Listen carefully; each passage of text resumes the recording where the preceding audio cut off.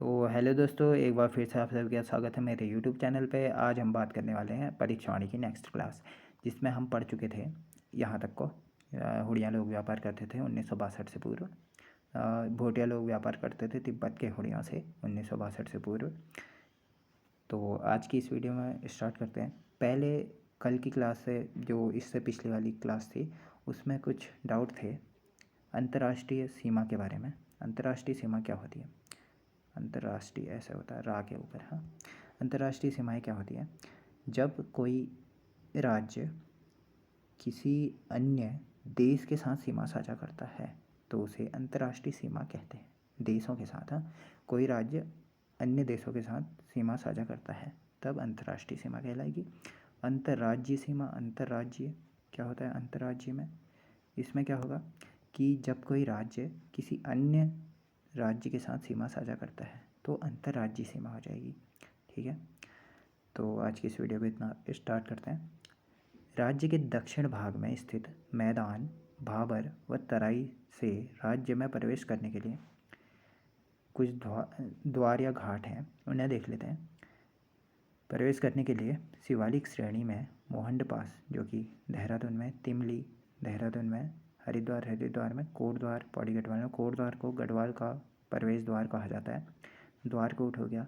चौकी घाट, जो कि नैनीताल में, चिलकिला नैनीताल में है, चोरगलिया हल्द्वानी में है, भमौरी, जिसे काठगोदाम का पूर्व नाम माना जाता है, ये कुमाऊँ का प्रवेश द्वार कहा जाता है। कुमाऊँ का ये हो गया, गढ़वाल का ये हो गया। ठीक है, गढ़वाल मंडल का प्रवेश द्वार कोटद्वार, कुमाऊँ मंडल का प्रवेश द्वार काठगोदाम।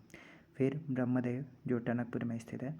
प्रमुख द्वार व घाट स्थित हैं उत्तराखंड में। ठीक है, पूर्णतः आंतरिक जिले क्या होते हैं? पूर्णतः आंतरिक जिले ऐसे जिले जिनकी सीमा किसी राज्य या देश से स्पर्श नहीं करती। ऐसे जिले 4 ही हैं। टिहरी है, रुद्रप्रयाग है, बागेश्वर है और अल्मोड़ा है। देखिए, 2 कुमाऊँ के और 2 गढ़वाल के ज़िले हैं। टिहरी, रुद्रप्रयाग, बागेश्वर, अल्मोड़ा, दोनों आसपास के ज़िले हैं। ठीक है, इसके बाद कुमाऊँ के ज़िले जो गढ़वाल की सीमा स्पर्श करते हैं।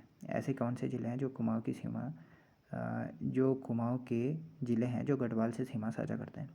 पिथौरागढ़, बागेश्वर, अल्मोड़ा और नैनीताल। ऐसे 4 ज़िले हैं जो कुमाऊँ के जो गढ़वाल से सीमा साझा करते हैं।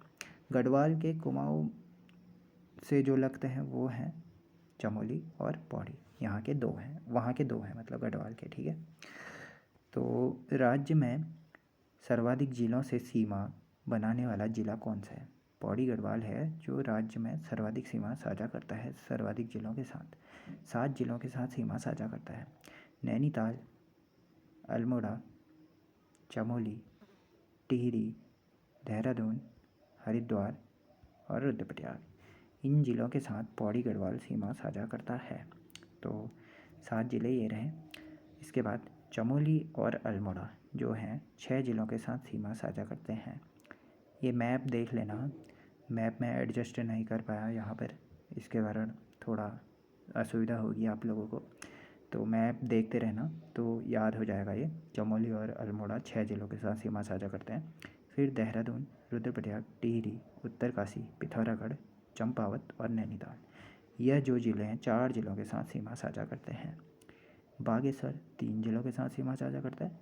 हरिद्वार और उधम सिंह नगर 2 जिलों के साथ सीमा साझा करते हैं। ठीक है, अब पढ़ेंगे हम उत्तराखंड का भौगोलिक विभाजन।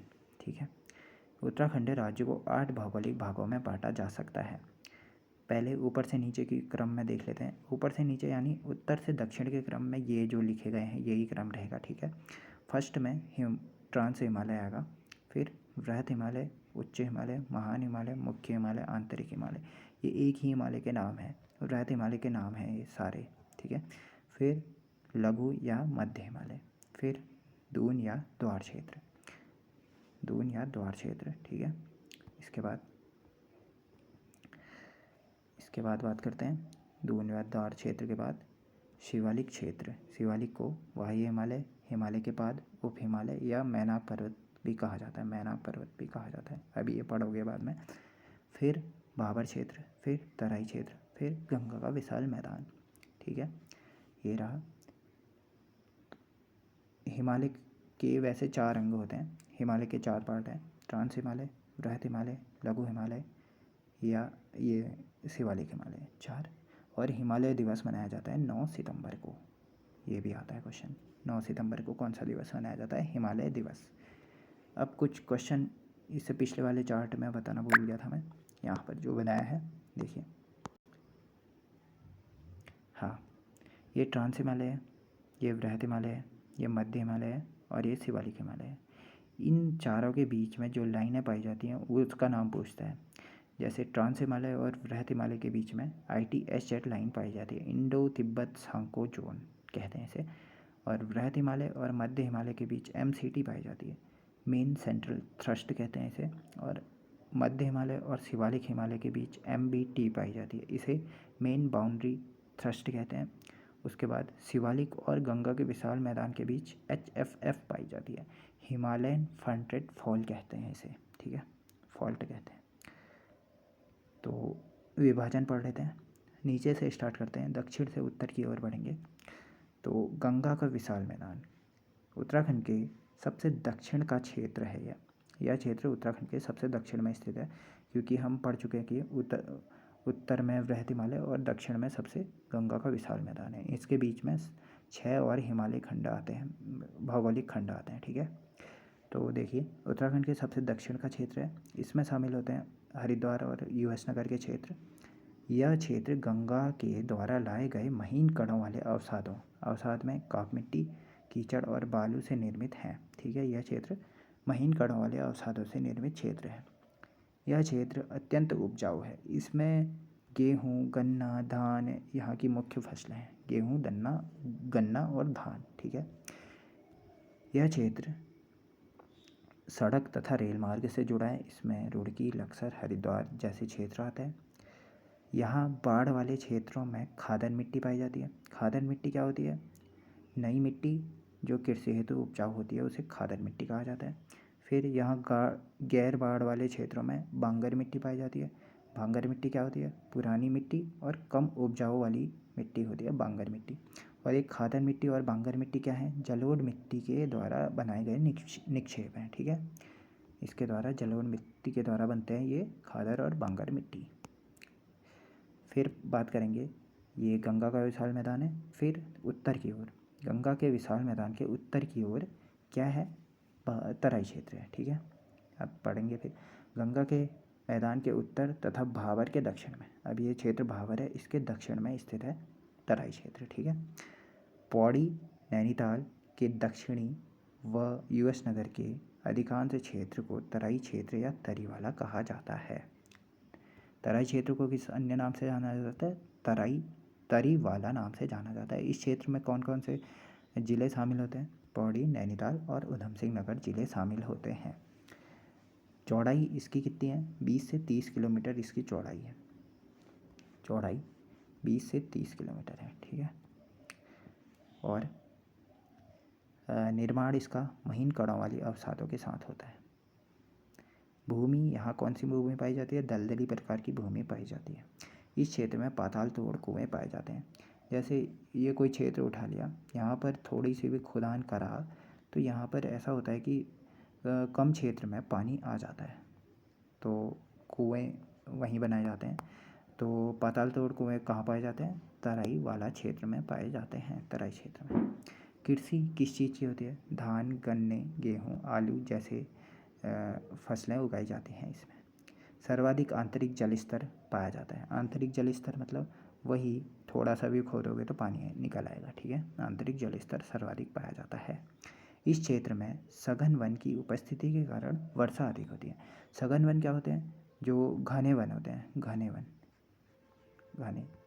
इस क्षेत्र में ज़्यादातर वृक्ष होंगे तो वो घना वन कहलाएगा, ठीक है। यहाँ सर्वाधिक वर्षा होती है, वर्षा अधिक होती है, मतलब सर्वाधिक वर्षा तो शिवालिक क्षेत्र में, तो ये सर्वाधिक वर्षा शिवालिक क्षेत्र में, सबसे कम वर्षा बृहत हिमालय क्षेत्र में। इसके बाद भाबर क्षेत्र आता है, इसमें देहरादून, पौड़ी, नैनीताल और चंपावत जिले को शामिल किया गया है। तराई के उत्तर में, अब देखिए हमने 4 चीज़ें पढ़ ली हैं, 2 चीज़ें पढ़ ली हैं, गंगा का विशाल मैदान, फिर ये तराई, ये भाबर, इसके ऊपर शिवालिक। तो ये हम भाबर पढ़ रहे हैं। भाबर क्षेत्र किन के उत्तर में स्थित है? ये तराई क्षेत्र है। तराई के उत्तर में भाबर क्षेत्र है और शिवालिक के दक्षिण में भाबर क्षेत्र है। ठीक है, यहाँ यही लिखा गया है, तराई के उत्तर तथा शिवालिक के दक्षिण में भाबर क्षेत्र है। मतलब पूर्व में चंपावत से पश्चिम तक दून तक फैला है यह क्षेत्र। ठीक है, चौड़ाई इसकी 10 से 12 किलोमीटर की है। पश्चिम भाग अधिक चौड़ा है, देहरादून वाला हिस्सा अधिक चौड़ा है। 10 से 12 किलोमीटर इसकी चौड़ाई है। 20 से 30 तराई क्षेत्र की थी। अब देखिए, भूमि ऊबड़ खाबड़ और मिट्टी, कंकड़, पत्थर तथा बालू, मोटे बालू युक्त है यहाँ की भूमि। निर्माण प्लीस्टोसीन युग में हुआ है। कंकड़, पत्थर, मोटे बालू से निर्मित क्षेत्र है। नदियाँ अंतर्वहनीय होती हैं। अब देखिए, जब हिमालय से ये नदियाँ आती हैं प्रवाहित होती हैं, तो ये जैसे जैसे तराई क्षेत्र में पहुँचती हैं, भाबर क्षेत्र में पहुँचती हैं, शिवालिक क्षेत्र से भाबर क्षेत्र की ओर आती हैं, तो शिवालिक से ये भाबर क्षेत्र में आते आते कंकड़ पत्थर जमा हो जाते हैं, तो इसके नीचे से अपनी बहना स्टार्ट कर देती हैं। तो इसीलिए कहा गया है अंतर्वहनीय होती हैं इस क्षेत्र में नदियाँ। कृषि के लिए अनुपयुक्त क्षेत्र है। कृषि हेतु अनुपयुक्त क्षेत्र है और उपयुक्त तराई वाला क्षेत्र था।